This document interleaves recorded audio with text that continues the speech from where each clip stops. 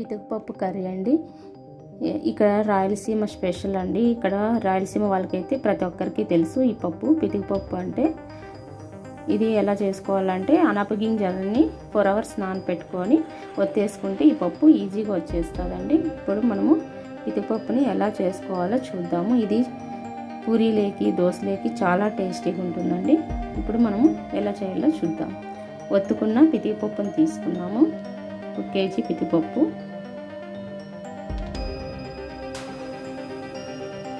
మసాలా కోసము ఎండు కొబ్బరి కొద్దిగా, ఆనియన్ 1, వెల్లుల్లి 1, అల్లం 1 ఇంచు, లవంగాలు 2, చెక్క కొద్దిగా, కొత్తిమీర కొద్దిగా, ఉప్పు 1.5 టేబుల్ స్పూను, మిరప్పొడి 2 టేబుల్ స్పూన్లు, ధనియాల పొడి 1.5 టేబుల్ స్పూను. ఇప్పుడు మిక్సీ జార్ తీసుకొని ఇవి మసాలా వేసేసుకున్నామండి. ఎండు కొబ్బరి, ఆనియను, తెల్లగడ్డ, అల్లము, కొత్తిమీర, లవంగాలు, చెక్క, ధనియాల పొడి, మిరప్పొడి ఇవన్నీ మిక్సీ జార్కి మెత్తగా గ్రైండ్ చేసేసుకున్నాం. ఈ విధంగా మసాలా రెడీ అయిపోయింది చూడండి. ఈ విధంగా మెత్తగా గ్రైండ్ చేసుకున్నాం. ఇప్పుడు తిరువాత కోసము సన్నగా తరిగి పెట్టుకున్న ఆనియన్ 1, టమోటాలు 2 సన్నగా తరిగి పెట్టుకొని, పొటాటో 1, కరివేపాకు తీసుకున్నాం.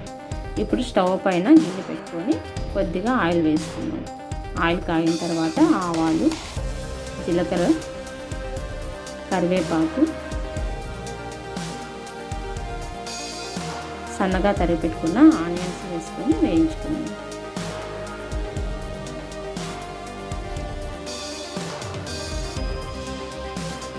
కొద్దిగా ఆనియన్ వేగిన తర్వాత ఇప్పుడు టమోటా, పొటాటో కూడా వేసేసుకొని వేయించుకున్నాం. టమాటా పొటాటో వేసుకున్న తర్వాత ఉప్పు వేసేసుకుంటే టమాటా తొందరగా మగ్గిపోతుందండి.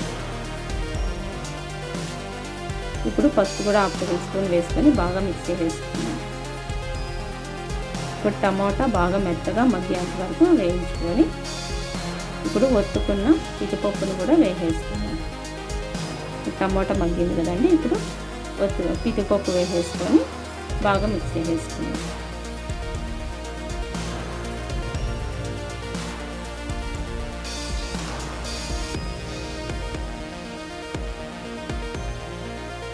ఈ విధంగా బాగా మిక్స్ చేసుకోవాలండి. మిక్స్ చేసుకున్న తర్వాత మనము ముందుగా గ్రైండ్ చేసుకున్నాం కదండి మసాలాను, ఆ మసాలా కూడా వేసేసుకొని బాగా మిక్స్ చేసేసుకున్నాం. 1 minute మిక్స్ చేసుకోవాలండి, వేయించుకోవాలి. పచ్చివాసన పోతుంది మసాలా వేసుకున్న తర్వాత.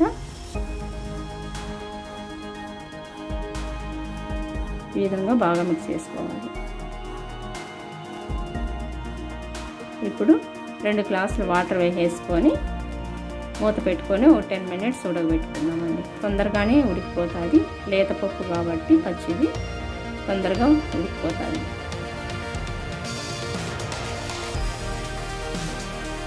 ఇప్పుడు 10 minutes తర్వాత మూత చూద్దాము.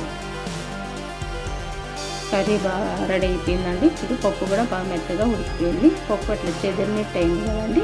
ఈ విధంగా ఉడకాలి. చాలా టేస్టీగా ఉంటుంది కర్రీ.